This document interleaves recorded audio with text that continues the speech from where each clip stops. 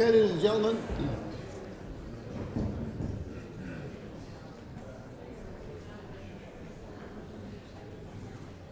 Right, ladies and gentlemen, I propose to bring the proceedings to order for me. May I say bienvenue à la conférence de ISBE. Welcome to the ISBE conference, the Institute of Small Business and Entrepreneurship. This is the 39th conference of our institute. So it's really good to see so many of us here, so many people who are good friends to me, old friends, if I use that term, and I met a lot of newbies, new members last night. I got lots of hugs, so thanks very much. And to those of you that are long-standing attendees at this conference, if you find a newcomer, give them, him or her, a good hug, okay, and make them feel very welcome. I have a few things that I'd just like to get through, if I may. Looking forward to a very exciting debate or discussion this morning around a very important topic prompted by events in the UK in June, and I think it should give some focus to the considerations and concerns and indeed hopes that people in this room, I'm sure, have to varying degrees.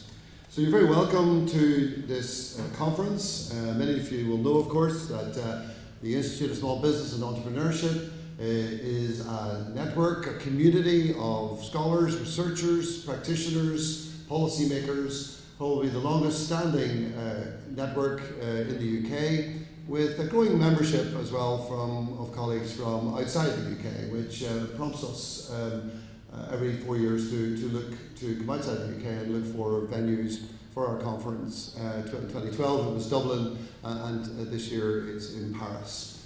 And in fact, it was some fun listening to some discussions yesterday in the bar from colleagues outside the UK offering their locations for 2020. So it's really great to have that sort of enthusiasm. I'd like to take this minute, if I may, also to thank our sponsors. This conference simply couldn't happen unless we were given that sort of support. And it's very important, therefore, for us to acknowledge those sponsors. In particular, I would like to thank Campenon Business School, and in particular, I'm so glad because Professor Alain is here and is in a sense an embodiment of that, and is co-conference chair for this particular conference. I'd also like to thank the Innovation Alliance. And we have joining us here as one of our speakers this morning, who's very much embodying that sponsorship. But also, I'd like to express thanks to Middlesex University, Coventry University, University of Hertfordshire, the Ulster University Business School, and the University of Liverpool Management School. I myself, of course, am a professor of entrepreneurship and business development at Ulster University Business School, so it's a real pleasure for me to be able to as president to talk to you this morning. I'd also like to thank our exhibitors. We have Crowdfund Campus, we have Elgar Publishing, Emerald, Palgrave, Macmillan, and Macmillan Education, and Sage, and Sim Venture Evolution. So I would like to urge you, if I may, to take a good visit to the various exhibitor stands in the room adjacent here. We're always interested in seeing what's new in terms of text, in terms of technology supporting our profession, so you're going to get some insights to what's on offer there. So I would invite you and encourage you, please, to do just that. Okay, so I've reminded you to go and look at those exhibitions, so that's got to be good. I'm going through my things to-do list here. It's always embarrassing afterwards when someone like Rob says to me, Rob and Lynn, of course, are the ones who are looking after me, saying, you didn't mention such and such, and of course I'm all embarrassed. So in this instance, I'm making sure I'm covering my base. Okay, before we introduce our speakers, what I'd like to do now is to ask my colleague and co-conference chair, Professor Alain, just to address the conference for a few moments. Alain.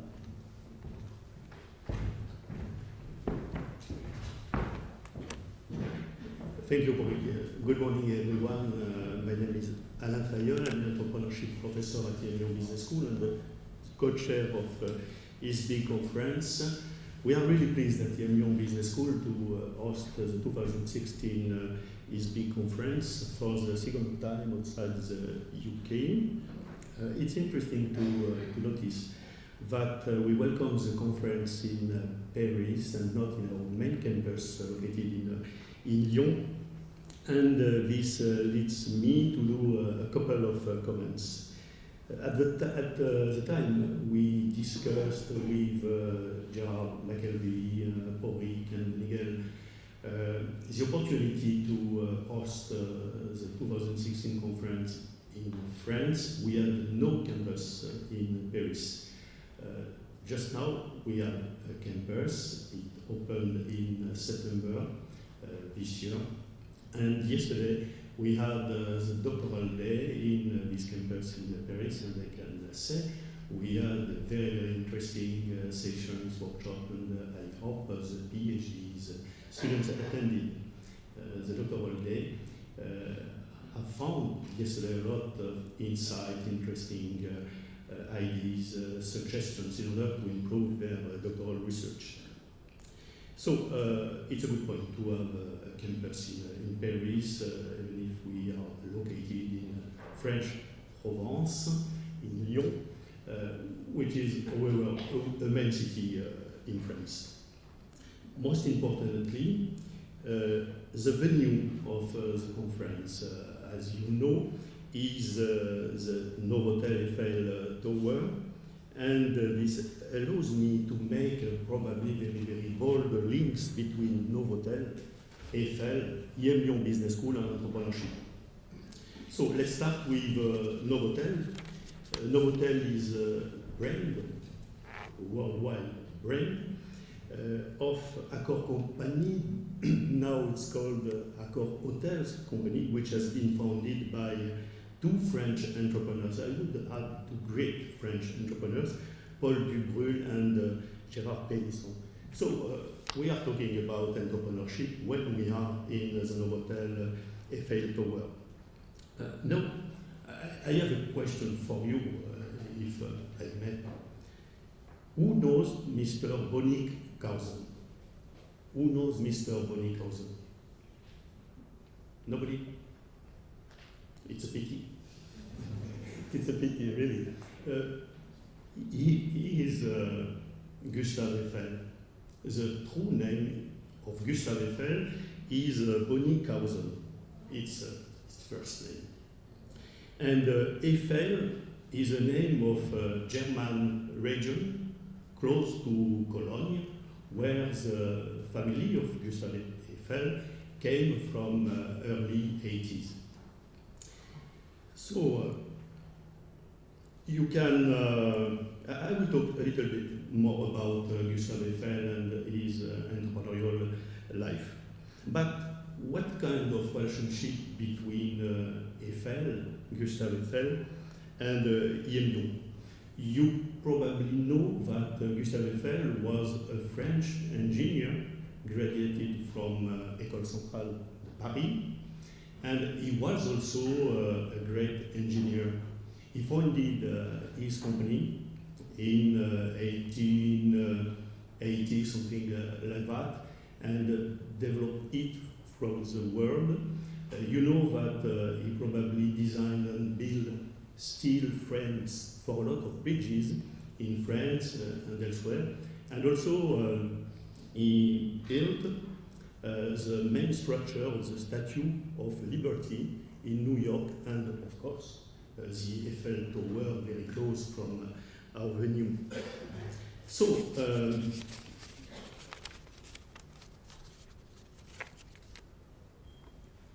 to add something about the Eiffel Tower, it has been built in 1889, so roughly 100 years after the French Revolution, and it has been built for the World Exhibition in Paris at that time.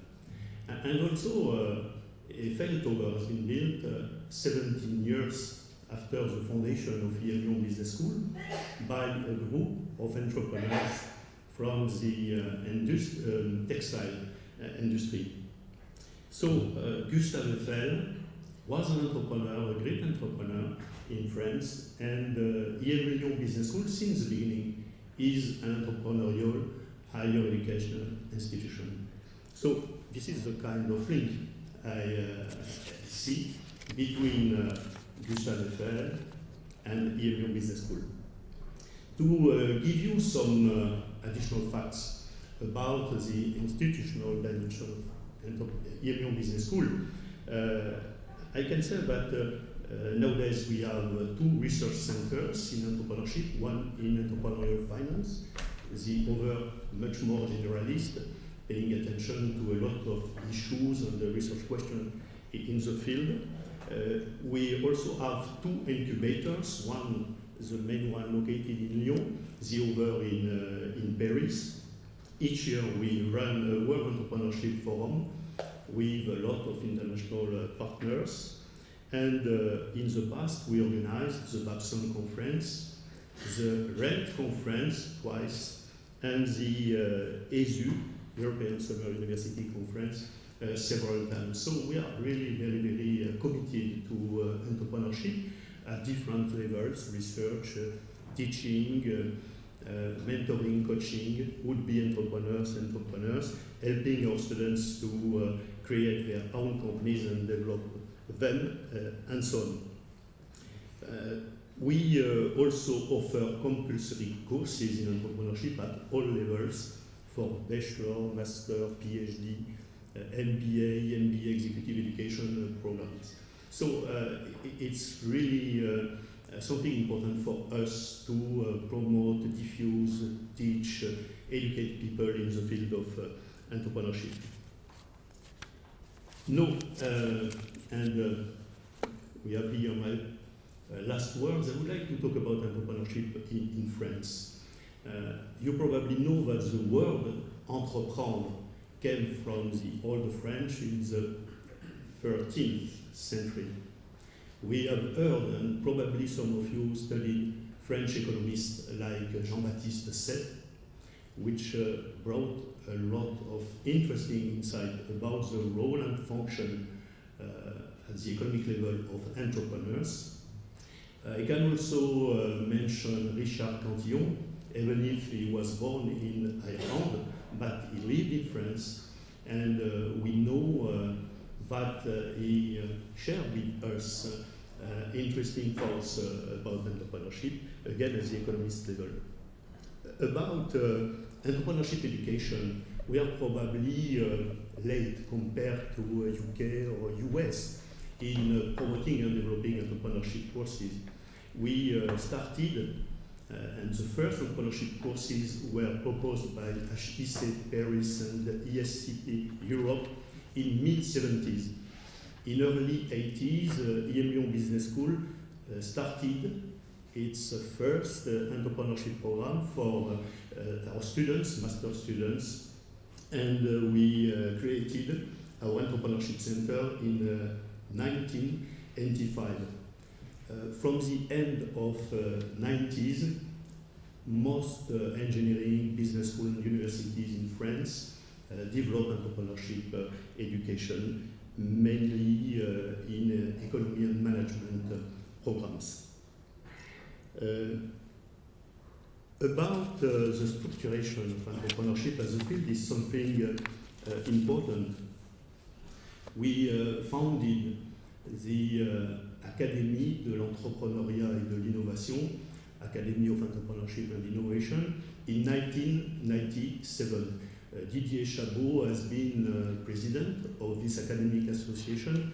I've been several years ago too, and some years before, in 1993, we created in French-speaking countries an academic association for small business management. It means that we have a different approach compared to ISBE. ISBE, the Institute for Small Business and Entrepreneurship, gave researchers, practitioners interested in entrepreneurship and small business. in French-speaking country, we have two different associations. And each association has its own academic journal, which is Revue d'Entrepreneuriat, Journal of Entrepreneurship, I would say. It's much more difficult name to translate in English for small business management, but it's not a problem. And we also founded in 2009, and I think it's an interesting initiative, a journal which has as a main aim to bridge the world of academia and practice. This journal is called Entreprendre et Innover, Entrepreneurship and Innovation, and it's based on some important observations. On the one hand, academic research in entrepreneurship and small business is producing interesting results, interesting knowledge, helpful for practitioners, policymakers, but they cannot read academic articles. They cannot get and use the insights from this literature. And on the other hand, policymakers and practitioners have big needs, big demands from researchers and from the academic world. So the journal is a bridge between the two worlds. It means that we try to take the most interesting results in academic research and we translate these results in understandable articles from a practice-based point of view.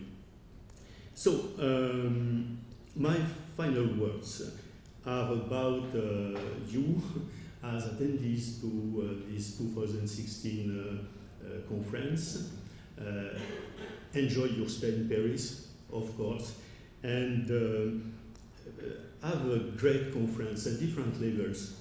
Some of you will present papers and get feedback, I hope interesting feedback, but also you will meet colleagues and exchange with colleagues, ideas, possibilities to develop collaborative work and so on. So do your best at this level, and I wish you all the best for these 2 days in Paris. Thank you for your attention.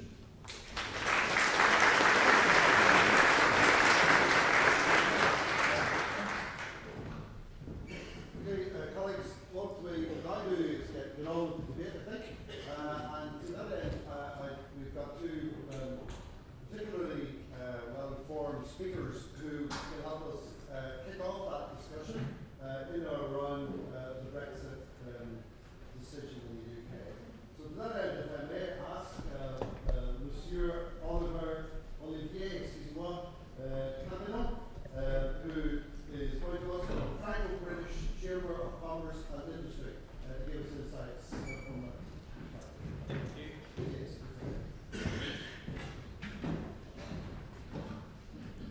Bonjour et bienvenue à Paris.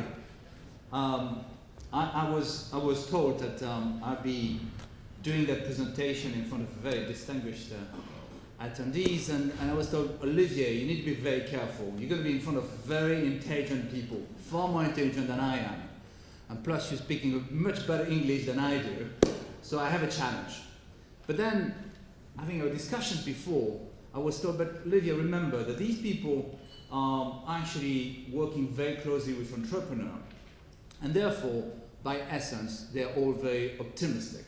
So I count on your optimism all along my presentation, so that at the end you're not depressed, because I'm going to talk about uncertainty, and actually it all depends on us to decide if the uncertainty would fall on the right side or on the wrong side.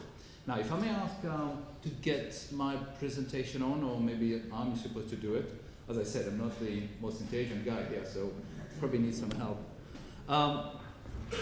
While we're doing this, let me just tell you a very short story. I'm from I've done all my career in very large companies, although the early beginning when I created my own company. But up until recently, I was leading the BT. For Europe, Middle East, and Africa. So used to very big companies. And then I decided to take on my own freedom and created my own consulting company and helping startups, hence very close to entrepreneurs as you do all. But you know how it works. I mean, when people know that you have spare time, they're very good at grabbing your time. And I was invited by the Franco-British Chamber to join the board. And after a while, they said, Olivier, we need a new president. And by chance, they picked up for the General Assembly the date of the 23rd of June. And I ended up being elected as president of the Franco-British the day of the Brexit. So that doesn't make me a Brexit native, but definitely I found myself talking about Brexit since then. And that's what we're going to talk about today. And yes, it's a very serious topic, obviously. And I was talking about it, but uncertainty is everywhere. Starting with the uncertainty on the economy, on the sustainable growth. Are we at the end of the cycle? Where is it going? Again, many experts in the room better positioned than I am to judge, but clearly this is a question mark. Uncertainty on security. And thanks God you're in Paris, you see it's secure, but the overall impression is, again, uncertainty because of security, physical security, but also cyber security with what happened last week in the US. And I could go on like this for quite a long list. But here comes another uncertainty with the Brexit. And if there's one thing I'm sure of, is that today I'm going to have more questions than answers when talking about Brexit. And clearly on the 24th, we've heard a very unexpected vote and decision, which actually opened a door on the unknown. And that's really where we are. But let me say this right away. And you know, we are at the Franco-British clearly in daily contact with the UK, and I have a high respect for the British people, a high respect for their vote, although I regret it. But clearly we need to go ahead, and I'm not going to talk about politics, but really talk about economy and what it means in terms of economy. So to start with, you know, just come back a minute on what happened. And again, a number of you have lived it in direct. I don't know about you, but on the 23rd, I was on the TV on a TV show to talk about Brexit, and I was extremely positive. And I woke up and I went to bed checking on the polls, and the polls were still very positive. And at 5 o'clock in the morning on the 24th, I woke up with quite a shock and a surprise. And I think as a number of the world. And what happened is it all started with a promise of the Prime Minister Cameron for a referendum, and then a very strong Leave campaign, which clearly woke up a number of frustration of the British people. And then what happened immediately is the resignation, almost immediately, resignation of Cameron, but also of the Leave leaders, you know, with Farage and Boris Johnson. So quite a shock, I must say, with a referendum which asked a very simple question, yes or no, but in a way which opened a very complex question: what is Europe, and what is the effect of Europe on any of our countries? So that's where we are, and let's go through it quickly. But I think it's important to understand all of that process. And the first thing we can ask is, well, you know, what been the immediate effects? And obviously the one that we've all seen in our pocket is the drop of the sterling, and dropped by 15 to 17%, depending if you compare it to the euro or dollar. And clearly it's a low, I think today in the past 30 years, 31 years. There's even an analysis of the Bank of England which actually says it's if you do a balanced calculations, it's the lower since 1848. So that has an impact. That has a direct economic impact. Because for the rest, it's actually probably too early to say in terms of the impact. Obviously, the stock went down by 12% or so, and it's almost up to the same level, with of course some exceptions, primarily in the service area. The largest question mark is probably in the financial market with the city and the famous passporting. You all remember that's the ability for a bank to use that passport and act as if they were in the Eurozone. And just to get an idea of what it represents, the Euro transactions represents close to 30% of the total transactions that are being managed by the city. So it is significant, and therefore it may have heavy impact on the city business. Then there are some other markets who have been already positively impacted, and these are the manufacturing, because of course export is growing, it's easier, it's turning down, so it's a better position compared to the other foreign currencies. And then a very large question mark around the service side, knowing how strong the service sector is in the UK. This is again probably one of the largest threats that exists on the economy.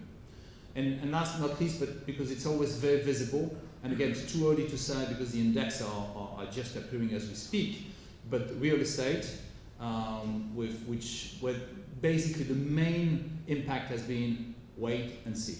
And so the transactions have been divided by 3 since the Brexit announcement. But there is, I think it was earlier this week, that the CEBR, Center for Economics, was publishing a forecast for next year of a drop of 5.6% of the prices in London. So these are coming, and again, as I was saying at the beginning, it's still lots of question marks, but we can see some trend coming, positive and negative. And so I think this just gives a picture of where we are. Now, what's going to happen next? Well, the next steps are very simple. And I think we've had a very clear message since the beginning, since Theresa May has been named, not elected, named. That's an important point, obviously, given the discussions with the Parliament.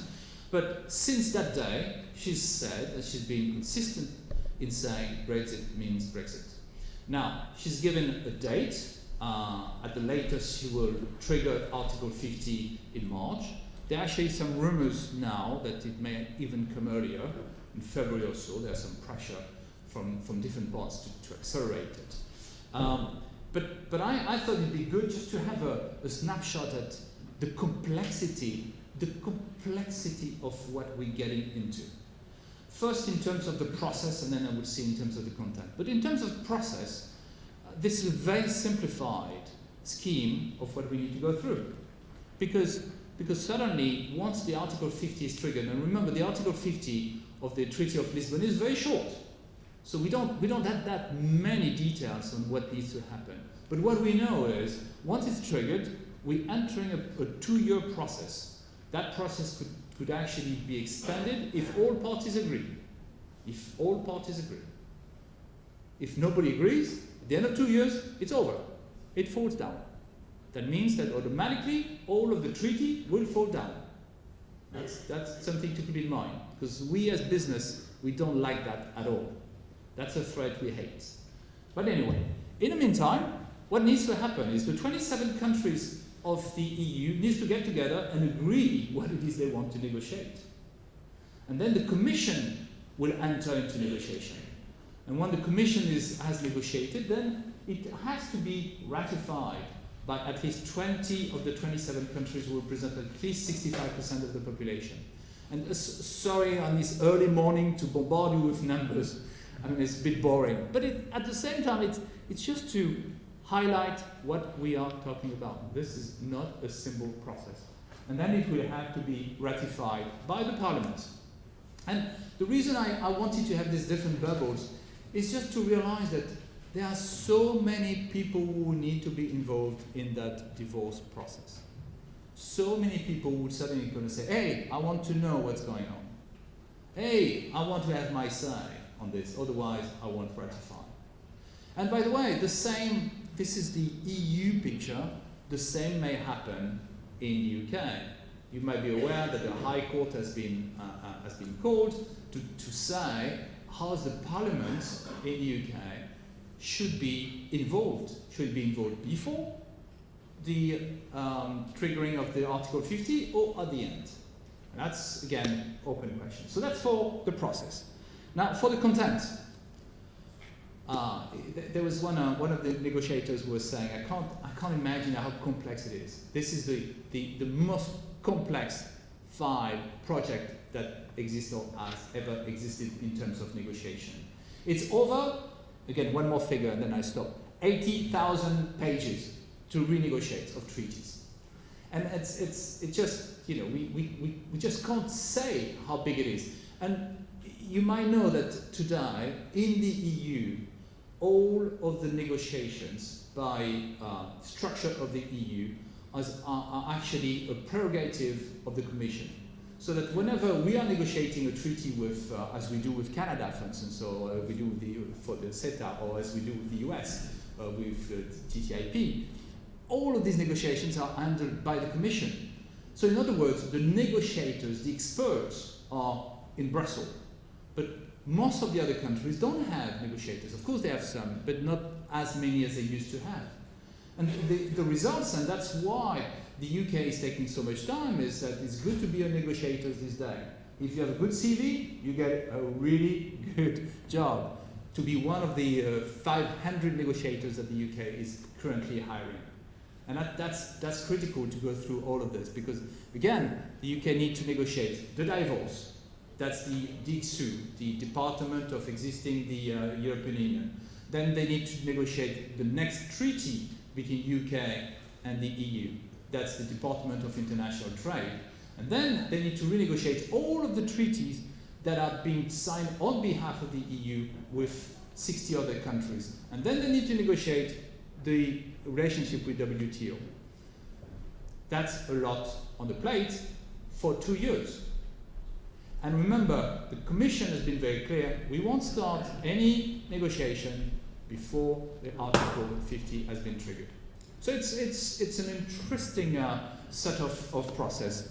And I wanted to set that because then now I really want to talk about business, because that's where we are focusing on. But just to close on the different on the context, on the environment and the different potential consequences, there's some more politics coming in. And again, many of you would be better positioned than I am to talk about it. But starting with what's going to happen with Scotland, and we all heard it with Nicola saying, well, be careful, I may call for another referendum. Obviously, it's a negotiation power and lever that she's using, but it's there. What would happen if so? And then if there's a referendum in Scotland, what would happen in Northern Ireland? Second big question mark.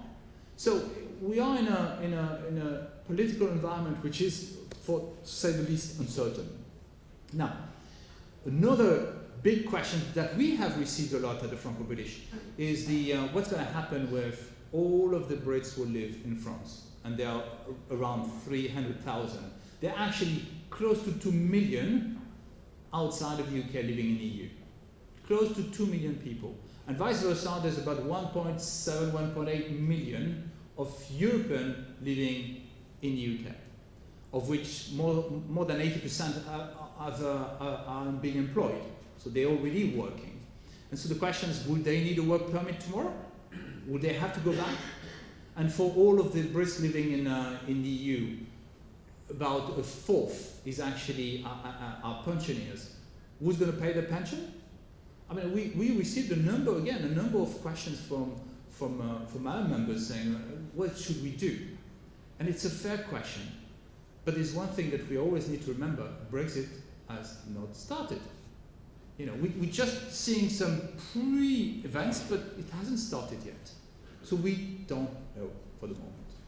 And I'll be very careful, because there have been so many things being said. And the closer we get to the negotiations, the more posture we're going to see. People saying, well, we want to have a hard Brexit, no, we want to have a soft Brexit, and we're going to do this and do that.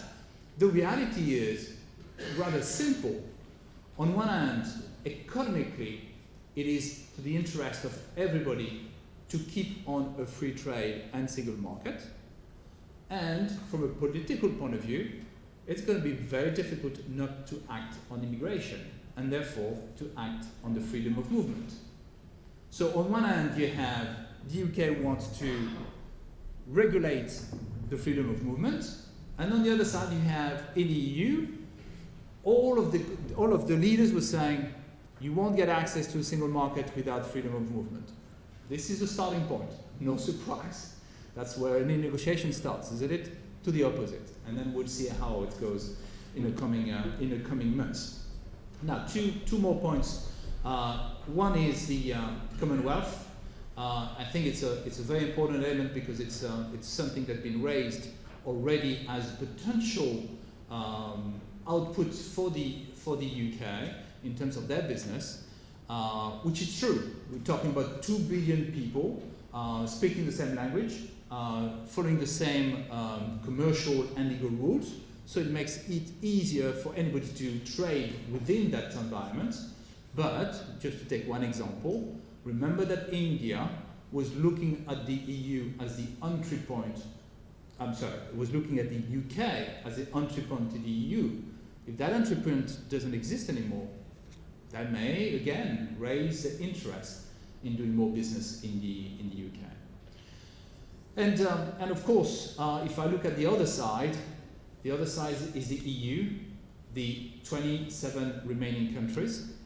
What are they going to do? I mean, this has been such a shock to Europe, to the European Union, to the meaning of Europe, that it actually raises what is we are all together for, and how are we going to react? What it is we really want.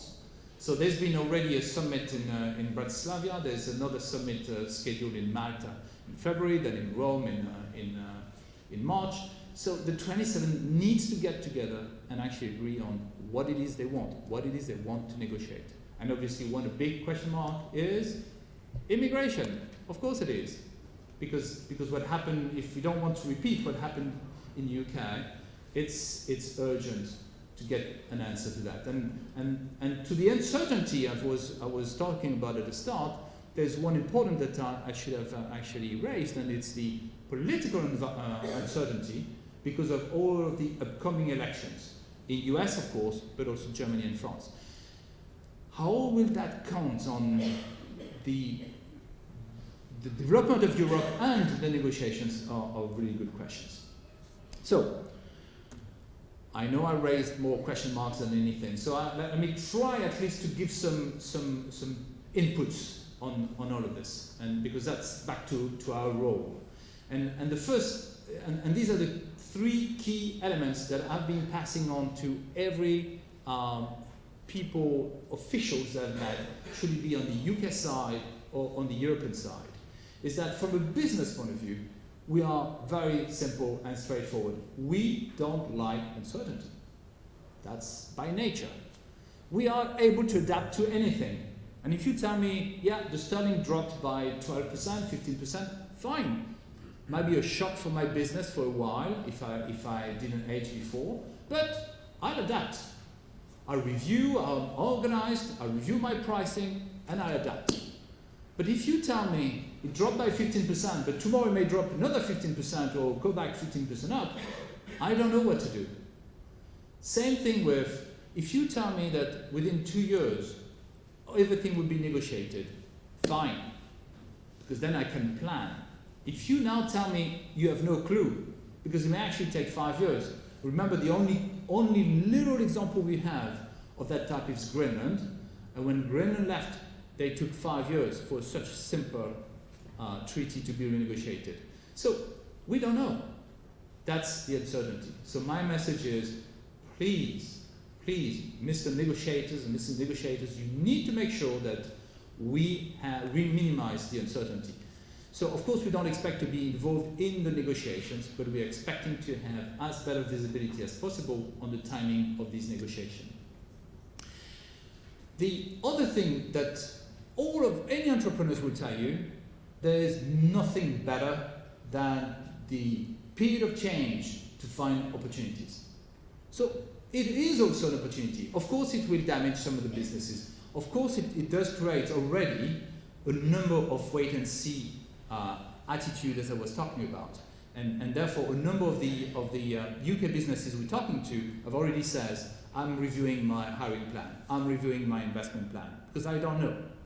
So that is a negative impact. But at the same time, changes means opportunities. May actually be a really good idea to do some more business in the UK. We actually have had some of our members who told us, yeah, I want to further develop in the UK, because I know it's so important to be there, because we don't know where it's going to go. But what I'm sure is they will need me in my business to make the bridge between the future UK with the EU. So there are some opportunities, it's just a question of finding them. Now, let me conclude by just saying one word, if I may, Paul, on the Franco-British Chamber, because it's the very first international chamber which has been created in France back in 1873, and with the mission to develop the trade. Very simple, and therefore our mission is really to promote the business and trade between the two countries, and to help our respective members to develop their business, whether it be in France, in the UK, or across the channel. And to do that, we are a business network. We are the largest business network, Franco-British business network, which exists in France, and with several hundred members who comes from very, very small auto entrepreneur to very large, the Airbus, and well, many of you may have used Eurostar to come to Paris. They're one of our members, of course. So yeah, we have very large, very small companies. Some of them are UK headquartered, some of them are France headquartered. So it's a very interesting mix of a network where you can really change a lot and learn a lot and help a lot.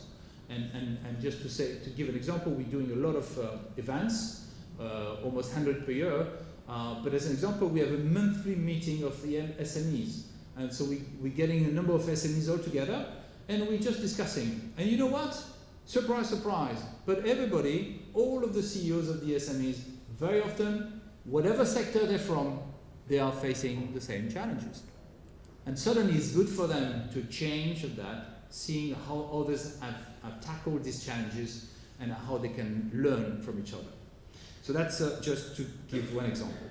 Now, let me close with an important ask, because as we're going through that period, there is a growing need for us as businesses to be represented and for a voice to be heard by all of the negotiators and the officials who are going to have to be involved in the Brexit.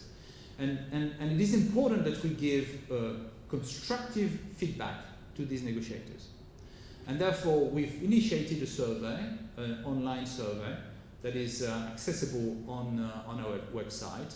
We're doing it with all of the British chambers across Europe, and of course in the UK. And the objective is actually to ask from the negotiators, from the ministers, from the DICSU and so David Davis and Jan Fox from the Department of International Trade, for getting that feedback. And I think it's a unique chance that we have to raise to these people the importance of the relationship between the UK and France, between the UK and the rest of Europe. We want to make sure that whatever the political, and I leave that to them, but whatever the political decision is going to be, they take into account our businesses and the potential on our businesses. So that's again an ask. I know you are in contact with a number of companies. These surveys is not just for our members. It's actually open to any business. So if there are some SME CEOs here, you're welcome. Just go on Franco-British Chamber website and you click on the survey and you go through it. Otherwise, please share it with the business you know. We really need the more will be, the better and the stronger will be in our feedback to the negotiators. With that, I'd like to thank you again. I wish you a fantastic time here in Paris. I was very pleased when Paul said, well, you know, it's been lots of discussions to decide should we go to Paris. I think Amsterdam was the other city at the point in time. Paris is a good choice. I'm sure you'll enjoy it. Thank you very much.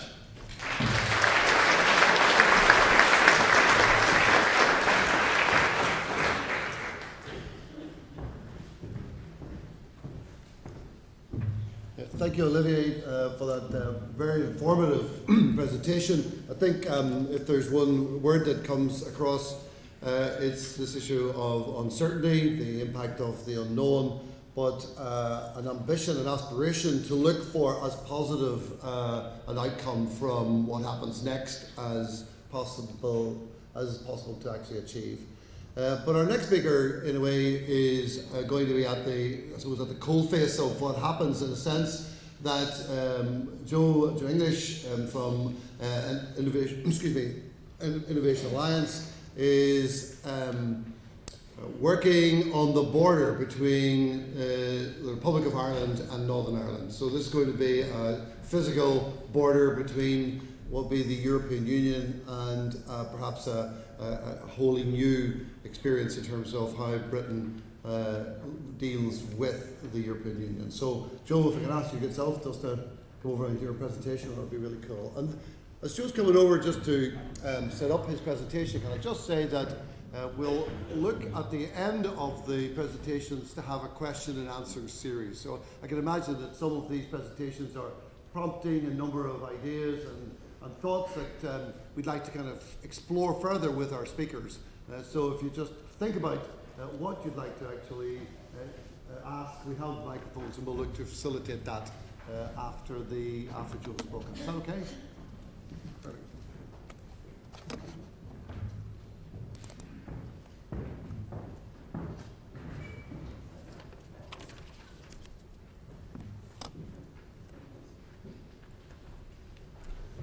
While Rob is setting up, it's interesting listening to Olivier talking about the geopolitical implications of Brexit and the financial implications and so forth.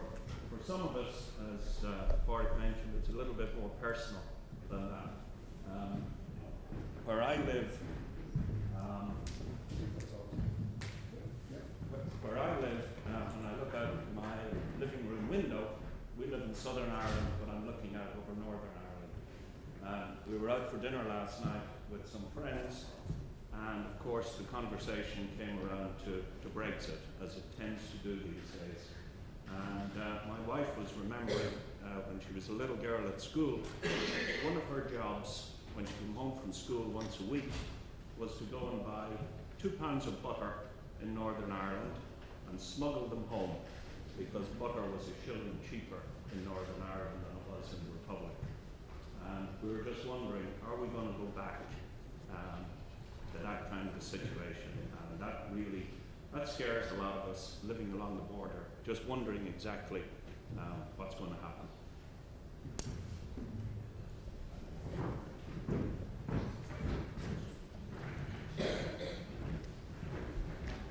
But that's not what I want to talk about today.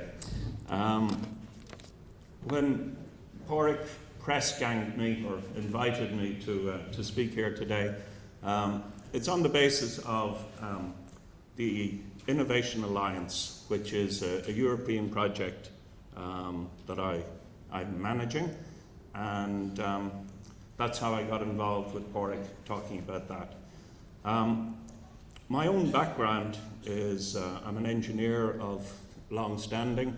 I spent quite a long time working with big engineering companies all across the world, and then eventually gave it all up and started my own business, which was very, very interesting. We sold that about 10 years ago, and I'd love to say we made loads and loads and loads of money, but if I had, I wouldn't be here. I'd be on a beach somewhere. But we did. It was successful and it was very interesting. But for the last 10 years, I've worked with the regional authority in Ireland as the head of enterprise, trying to drive growth in our SME sector. And recently, I've been asked by the government to head up one of what are called regional action plans for jobs in Ireland.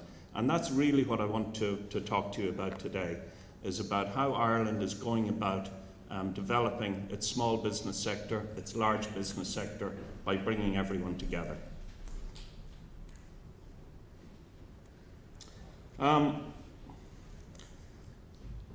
we do have what we call, I'm managing one of Ireland's regional action plans for jobs, which is actually, I discussed it with Pauric, and it really is a socio-economic experiment that's underway today in Ireland.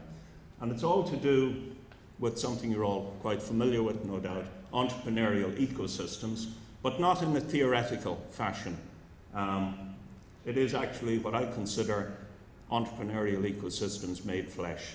And I just want to flesh that out a little bit with you and what we're doing, what is currently underway in Ireland. I suppose a little bit of history for those who, for the one or two in the audience who may not have come across Daniel Eisenberg's seminal piece on entrepreneurial ecosystems. It's how you bring all the actors together in a region to drive entrepreneurial activity. The reason this is very interesting in Ireland is if we go back for another little bit of history. I'm sorry to hit you with graphs and numbers early, but Olivier did and he got away with it. So we had an enormous crash, right? There's economic activity, GDP, here's Ireland, way at the very bottom, right? The country, during the crash, suffered more than any other European country, indeed more than any other advanced economy worldwide. And the reaction after the government fell and before it fell was basically, it was headless chickens would be an underestimation of what was going on. Absolutely nobody knew what to do. I mean, the economy just, it was like hitting a brick wall. All economic activity in the country stopped. These three gentlemen, you may not be familiar with them. The guy in the middle is our current Prime Minister, and he became the Prime Minister just after the crash.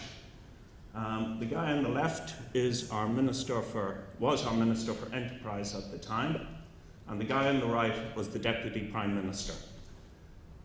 They came together and they said, what the heck are we going to do to drive economic activity in the country? Now, I'm leaving this little, the lorem ipsum dolor, you know, we've all seen it on our PowerPoints, you know, it's the holding phrase in Latin or whatever it is. I left it there deliberately because in 2012, when they launched what they call the Action Plan for Jobs, they didn't know what they were talking about because nobody did.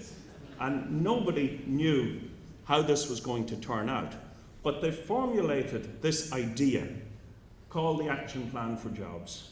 And they set a target of creating or actually increasing employment in Ireland by 100,000 people. Because our unemployment before the crash was basically 4.5%, which is considered to be full employment. And then all of a sudden it went up to 15%. It was just enormous. Panic set in. So they set a target of 100,000 jobs, and they put this thing together called the Action Plan for Jobs, where they said, let's get all the arms of government working together towards one objective, and that objective is 100,000 jobs. And our Prime Minister took personal responsibility for it, and we had, once a week, we had an email, anybody in the enterprise development community, we had an email directly from the Prime Minister stating how we're doing against the plan. So we're now sitting at 26,424 jobs. It was down at that level of detail. Now this was good because what he was doing was bringing together all the arms of government. So he was taking national organisations and getting them to work together. That is difficult. Civil servants tend to love their little silos, and I do my thing and so forth. And this was a way of knocking heads together and getting people to work and forget about their own individual little silo mentality and what was important for them. So this experiment ran for 2 to 3 years. It was extremely successful. I'll not say it was perfect. No government-run initiative is going to be perfect, but the target was met, the target was exceeded. we're now down at, I think, 8.9% unemployment, which in the short period, it has been very, very successful. Now, that was great. What do you do for an encore, right? So that action plan for jobs was time-bound. They said, we're going to run it for 2 years. So they ran it until it finished in about 2015. That was what I consider to be the pilot initiative, right? Very successful, lots of hoopla, great, job's done. Then they said, right, now we've done the pilot, let's do this on a more structured and on a regional basis. And so now what has happened just in the last year, the process started about 9 months ago, and there are now regional action plans for jobs across Ireland. What we've done is we've taken the model, taken the initiative, took the good parts out of it, left out the bad and so forth, and have formulated it now into 8 regions across the country, where you've got these individual action plans for jobs running across the country. As you can see, there's one for Dublin, there's the North East and so forth. And I've been asked to manage one of those, which is the Mid-East region in the country. So there are 8 plans, there are 8 teams put in place, and our objective is, over the next 2 years, to create X number of jobs. In my particular region, the target is 25,000 new additional jobs to be created in my small region. So as I mentioned, we have 8 plans, 8 teams. Who are on the teams? Government has been very clever. They didn't give the overall chair of the teams to civil or public servants like myself. They gave it to industry experts. In my case, the chair of my implementation committee is the vice president of Intel in Ireland. That's a serious player, right? And that guy doesn't tend to take no for an answer, right? He has the ear of government. Intel is actually the largest industrial infrastructure investment in the whole country, and they employ 5,000, 6,000, 7,000 people in Ireland. So that guy has the ear of our minister. So that's the person that I'm working towards, or for, I suppose, or indeed with. I suppose it should be with, but it's actually for. But so he's driving that, and you have similar people across the country. So what you've got is the government came along and they picked people who would be respected, but who would also know how to get the job done, to chair, manage and lead. And then they took public servants like myself who were involved in economic activity. My own particular thing was in entrepreneurial activities. So they took people like us then to do the actual, the work on the ground.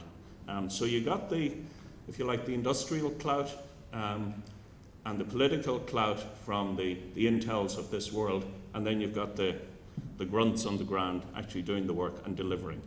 But each of those documents, which are published, available to view, but they have specific targets set out. In my case, there are 172 individual activities, projects with targets within that plan. So that's 172 targets that I have to move towards. So some of them will say we need to increase the number of startups by 8%.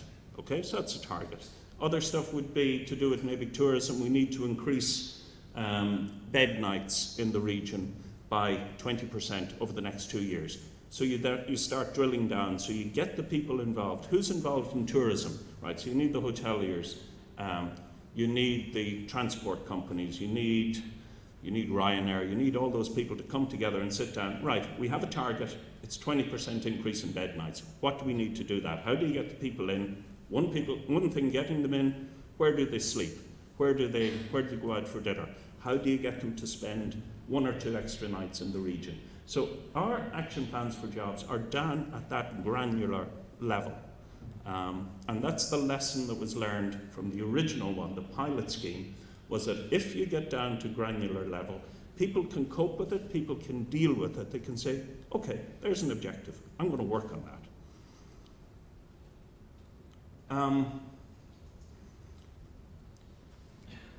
As part of me trying to figure out how the heck I'm going to get these 172 objectives met, I took Eisenberg's original diagram, which is lovely and complex, and I worked with a colleague in the Newry and Mourne Enterprise Agency who's talking this afternoon on Brexit, Dr. Conor Patterson. And we came up with this simplified methodology to look at how we get everybody in the region working together. So when you say everybody in the region, what does that mean? It doesn't mean everybody. It's the key people, the key stakeholders in the region working together. And we're all looking to drive local economic success.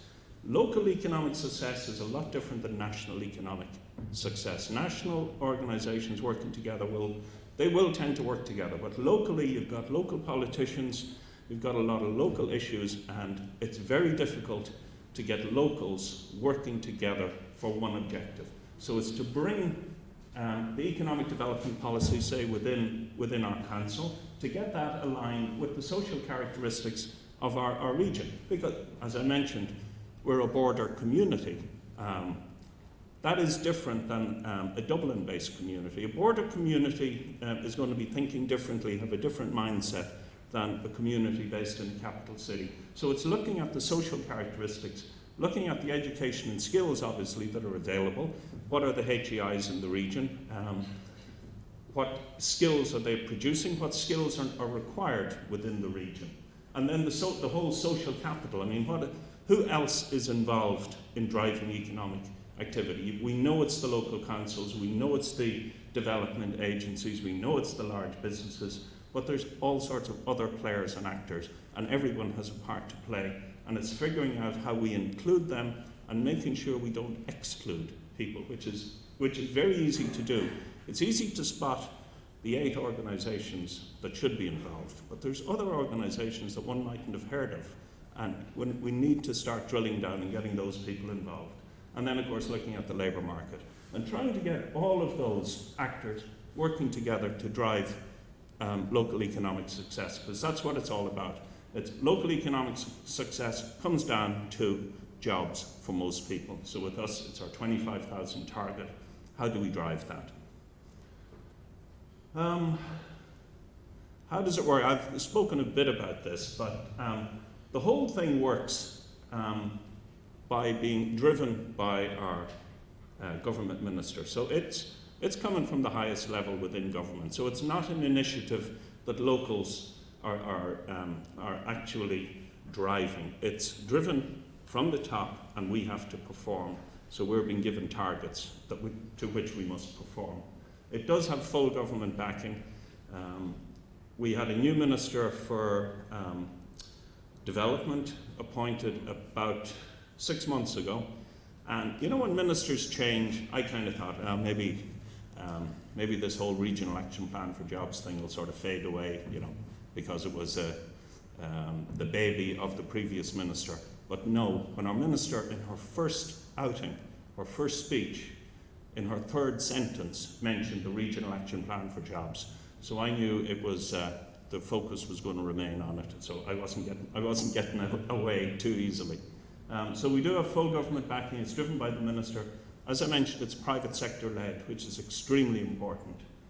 Public sector implementation, because we're, as a public sector employee, I'm paid to do this stuff, so I should be doing it, and it's putting some structure around what my job is. And for me, that's actually it frees me up to do the job that I'm supposed to do. There are real and verifiable targets set, and there's no place to hide, because once you've got real and verifiable targets, the number of jobs, number of startups, number of bed nights, at the end of the 2.5 years, what the heck were you doing? You know, where's my numbers? And we do, every 6 months, we have to sit around and basically go to confession and bring our numbers to the minister And I can tell you that that focuses the mind pretty much. So there is no place to hide. And the other thing I should mention here is that it's time-bound. There's nothing public servants and civil servants like more than something going on forever. You can push it out, but it's time-bound. This is the Regional Action Plan for Jobs, 2016-2017. So by the end of 2017, I need to be reporting success, and I can't say, I will do that next year. That's not quite good enough. It is interesting. I'm trying to come up with somewhere else that is doing what we're doing in Ireland, and I've having difficulty finding another example, and I'll throw it out to the audience here. If anybody knows of another example, I would love to know. I would love to know about it so that I can see how they did it, how we can improve what we're doing. As I say, it's central government policy. What's very interesting, probably from an academic point of view, and this I've discussed with Pauric, there's 8 regional action plans. They're being driven by 8 different teams. They're being led by 8 different groups. All these implementations will be different because there'll be our own personality will come in. So at the end of it, I think it'll be a fascinating study to look at the 8 experiments that are going on and look at the results, see what was good, bad, and different, compare and contrast, and I think that will be could be an excellent study for how to do what I mentioned earlier, how to make an entrepreneurial ecosystem flesh. It's what we're trying to do. We're working at it. We're enjoying it, and I suggest we, keep calm, watch this space. For me, we need to look at all these numbers. We will be reporting them. All of these will, 8 of these regional action plans will be reporting. It's all going to be very, very public. As I mentioned, there's no place to hide. So for those of you on the entrepreneurial, looking at how best to support entrepreneurial activity, I suggest you might have a look at this in about a year and a half's time, and just see what the results were. I will leave you on that, and thank you for showing up. Thank you for listening.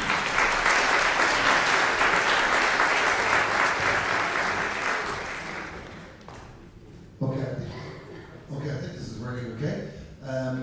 What we're going to do.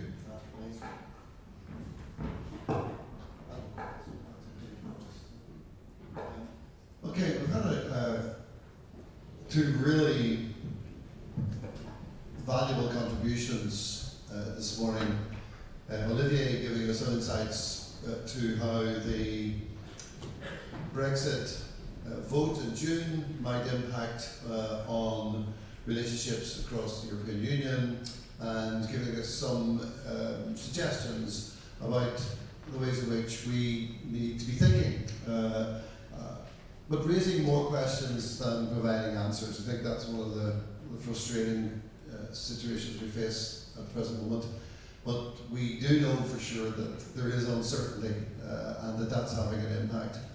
And then we have a presentation from the Republic of Ireland, which is going to be on the border between the European Union and a Brexited UK.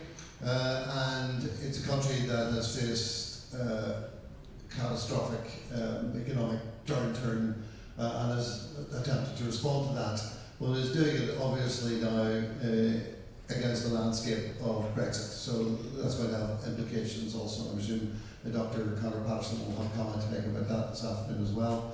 So there are all sorts of issues at play here. And my proposal now is that you guys might want to discuss for about 5-10 minutes with our panel what you feel you want to press with them. So I can see Angelo's ready to go there. So great stuff with Angelo. Okay, so Angelo, please.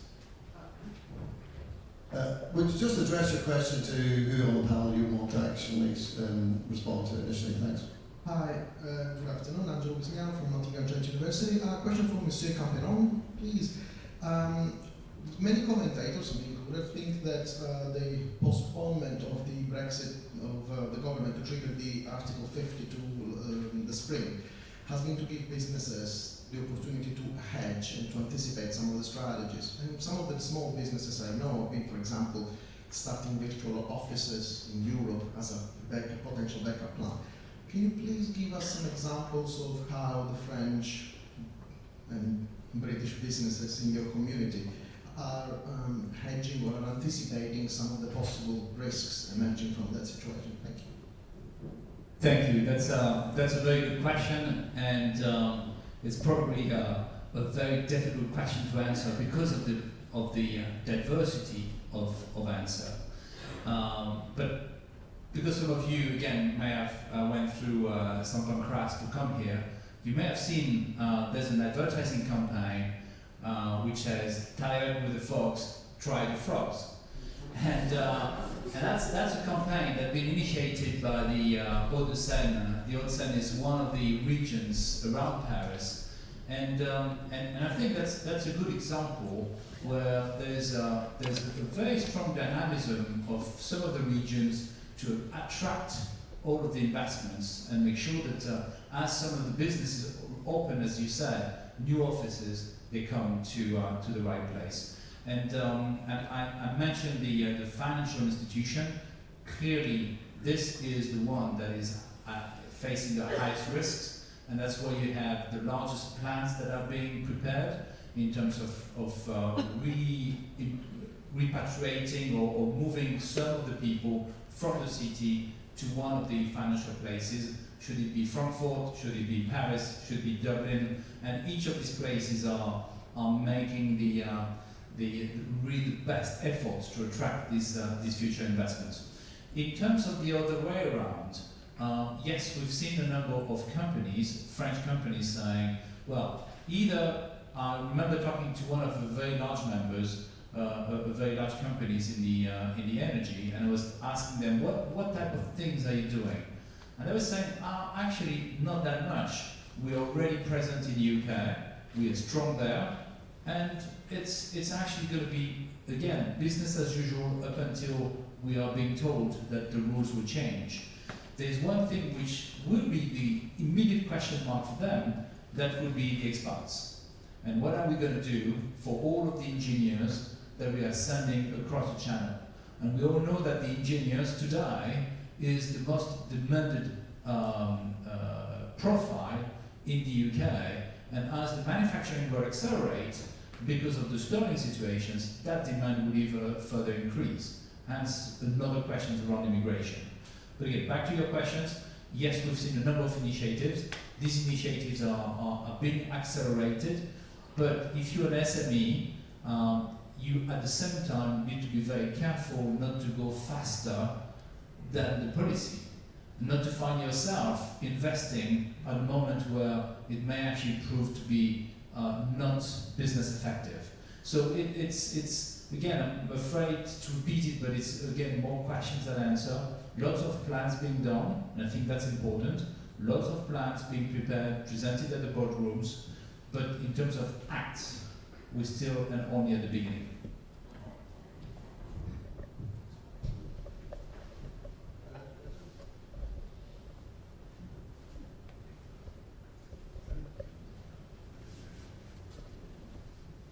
Just say who you are, please, and your institution. Hi, my name is Henrik Barth. I'm from Halmstad University in Sweden. And I have a question for Mr. Joe English. I was very impressed with your regional plans, and I was thinking about how your regional plans actually have been affected due to the Brexit, and also if you see any differences regarding what's happening in Dublin and on the countryside, challenges and opportunities. Thank you. Yeah, actually, the methodology for developing the plans was in each region there was a general invitation put out to the public, but also specifically to anybody with business or community interests in the region to come along and to spend, it was a full day of trying to narrow down what tried to define, the first half of the day was define what is this region good at? What does this region want to be good at? Where does this region excel? And then the second half of the day was to say, okay, so in this region, food is very important and also high-tech manufacturing, for instance. Let's focus on those and let's see where the deficiencies are in the region. What's not working? Where do we see it in 5 years, 10 years, and so forth? And then we put together in each of the regions a list of actions that were specific to that region.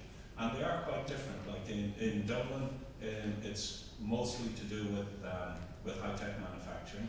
In my region, there's a lot of food and tourism because it's quite a rural region. So there's a huge difference, but it was driven by local interests and local knowledge. Does that answer for you? Thank you.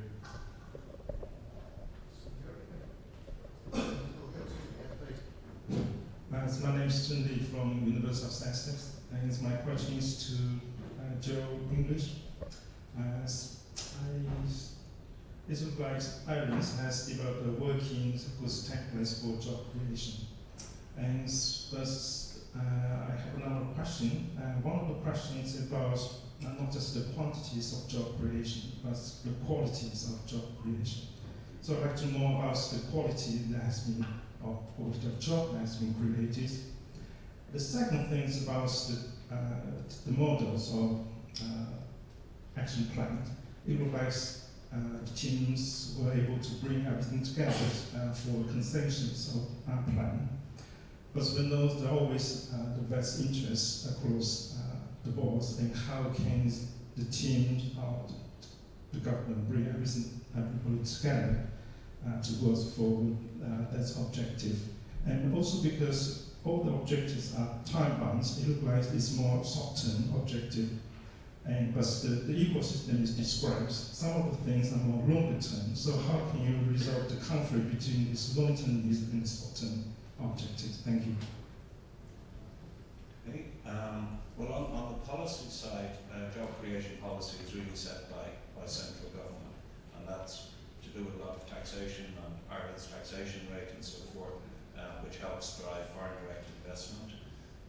There are also from central government, there's a lot of funding available for small startups, which are available across the country. So those things we don't change. We don't really look at. They're not something we can affect. So the overall policy is set by central government. With getting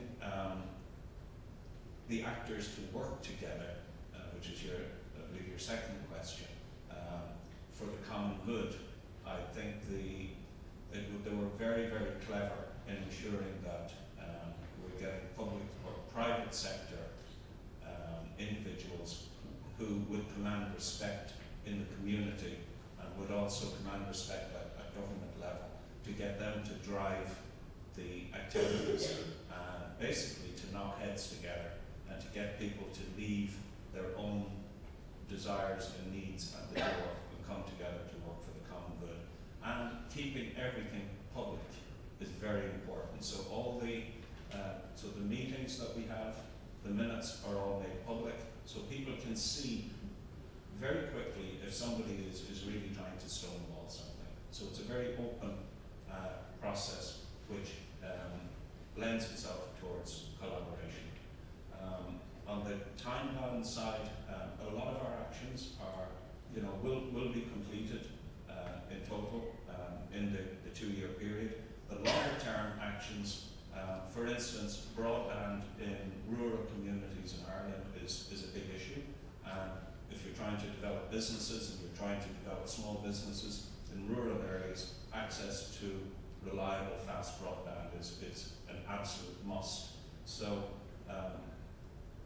the objective is to get to that point. We know for sure not every home will be connected within the next 2 years, but the plans show that there has to be a process to get there, and there has to be an engagement with both the service providers, the infrastructure providers, and central government, that there is a plan and a process to roll out broadband, and the same for other infrastructure areas, which would be the more long term.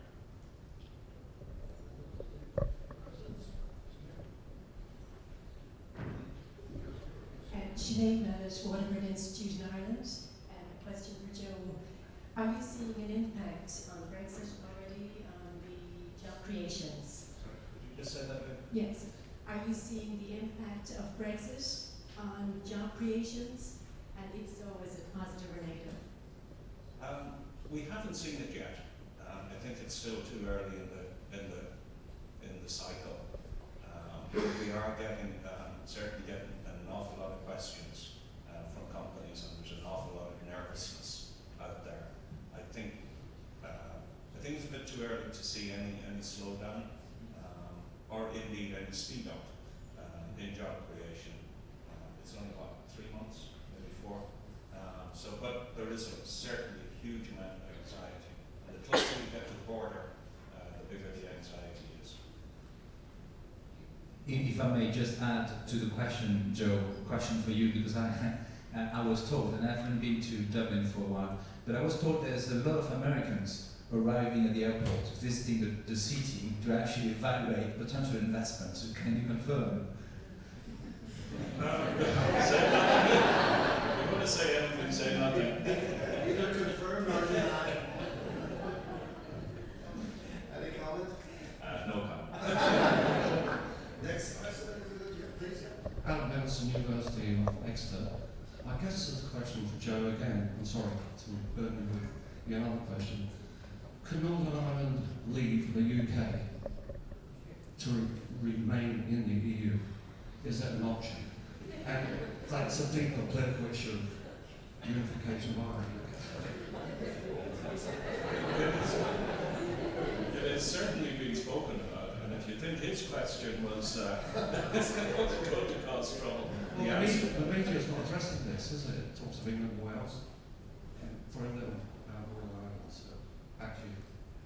actually, this afternoon, Dr. Conor Patterson is talking on this very subject, and he's probably one of the foremost experts on how Brexit is going to affect Northern Ireland and Northern Ireland business, and it'll be worth your while to come along to hear him speak. Just one comment on it, because obviously I'm not from that country, so I don't have the emotional impact of all what it means. But from an economic point of view, in fact, there's no boundary anymore between Northern Ireland and Ireland. And I think that therefore, I'd like to pose the questions the other way around, is that there is an economic unification of Ireland which exists, and people crossing the borders. The risk is the disunification of that economic environment. And the risk is to rebuild a border that people will have to go through. That's the real challenge. And if you think about it, that would be the #1 border between the UK and EU. That's the importance of it. So it's a very good point, but I'm just putting it the other way around.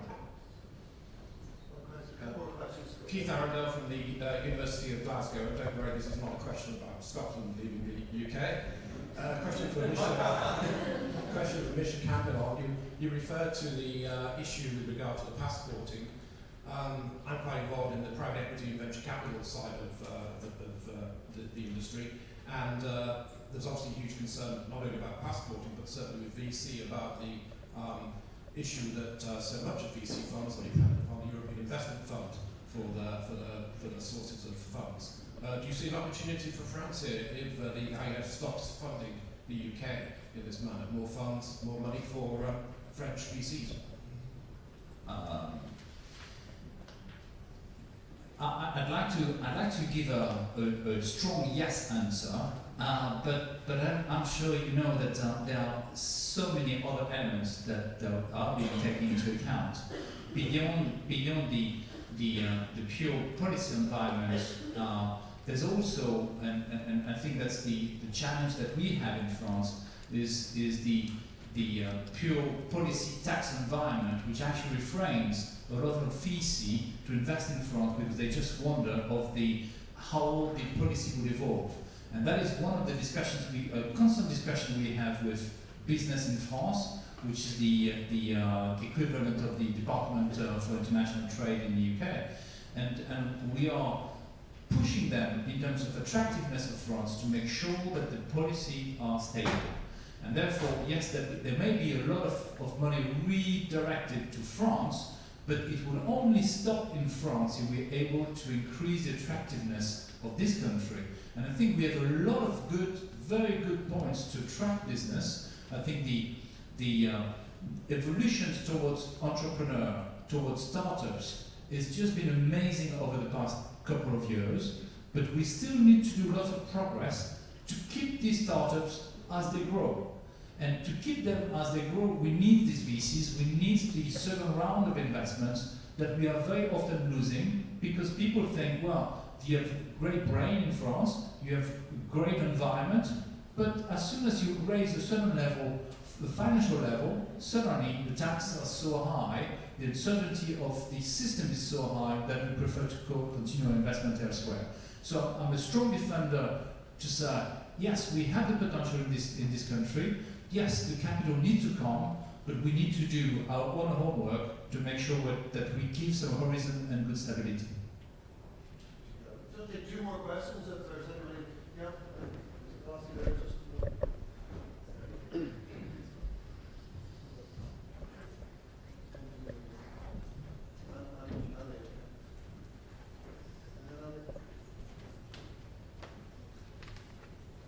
Hi.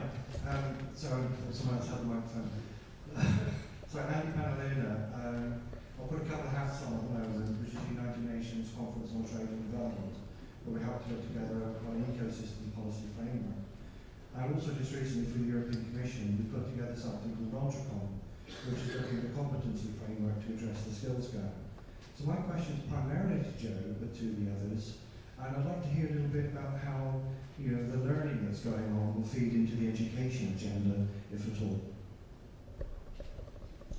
Yeah, each of the 8 regions that I mentioned, there's a parallel activity going on called the Regional Skills Forum, and that's bringing together all the education providers, be they universities, higher education institutes, technology colleges, and secondary schools in the region, to bring them together to work on putting a plan for each region together on the skills that are going to be required in the next 10, 15, 20 years.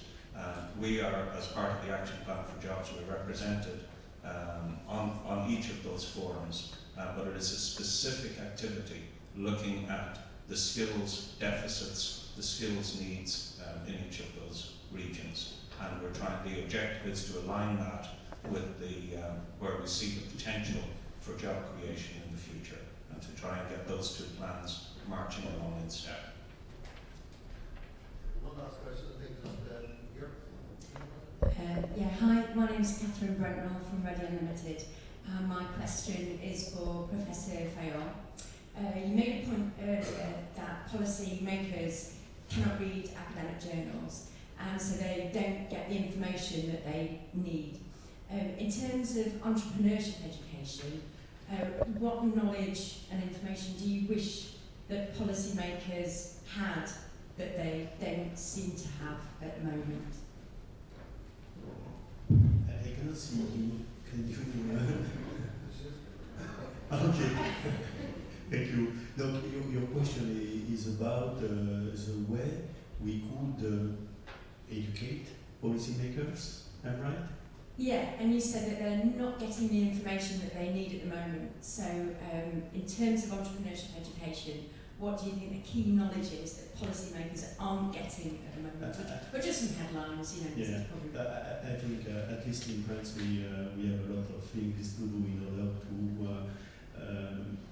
get dialogue with policymakers in order to help them in improving the way they can make decisions for better policies in entrepreneurship and small business. And I can see in France that Olivier might have a different point of view, a disconnection between scholars, researchers, educators, and policymakers. And it's hard to get connected, focusing on some key issues in entrepreneurship for our region, for the country. So we have a lot of job to do in France.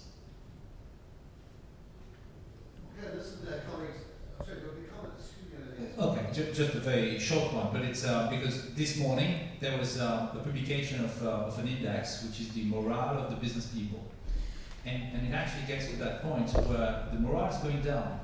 And you know what is the first demand of all of the business people in France? It's not so much to lower the taxes, it's actually for simplification. They want a simplification of the policy. They want a simplification of the administration turmoil that we're getting when we're running a company. And I can tell, I mean, I've created my company. You think it's simple, it's not. You have papers to fill in all the time. It does change all the time. That is the number one burden. So I think the policy makers are always starting with a very nice wish and purpose, but they do not realize that they're just adding to the stack, and that our code civil, our law, is so big. I think you've made a decision in the UK that any new law can only come when 2 laws have been destroyed. We don't have that. So we are creating laws more than ever, more than ever. It's just unbelievable. And it's actually very good for the lawyers, because you always need a lawyer to do anything. And if you want just to make a payroll, it's impossible to make your own payroll. You need to go with an expert because of the complexity of our taxation, fiscal system, and so on. So I think that's the number one thing, is we'd like our policymakers to just create their own business so that they understand what it is they're creating. Let me just finish up here, guys. We've started a long conversation really around the issues around borders and prosperity, and this will go on for the next 12 months because so we're in the middle of that. The button will be pushed, and Belfast will meet for the ISBE conference to see where we are at that point in time. So that will be an exciting moment, I'm sure, and a good conference for us. But we'll talk about that later. For me personally, just to bring it back, I'm putting together, working with colleagues in the Republic of Ireland and in the Netherlands, to put together a Marie Curie proposal. If anybody's put together an FP7 proposal, then you'll understand the difficulties and the challenges of putting those sort of things, those sort of proposals together. And the question in my mind, even when I speak to the advisors, national advisors for the UK and for the Republic of Ireland, you know, about what's the probability of success. Well, it's already competitive, as you will already know, but for those of us in the UK trying to get research funding from the European Union, well, you can see yourselves that it's not necessarily going to be made any easier, I suspect. And that's just an observation. So, listen, we've had some really good presentations here. May I, on your behalf, thank Olivier and thank Joe, and indeed also thank Alain.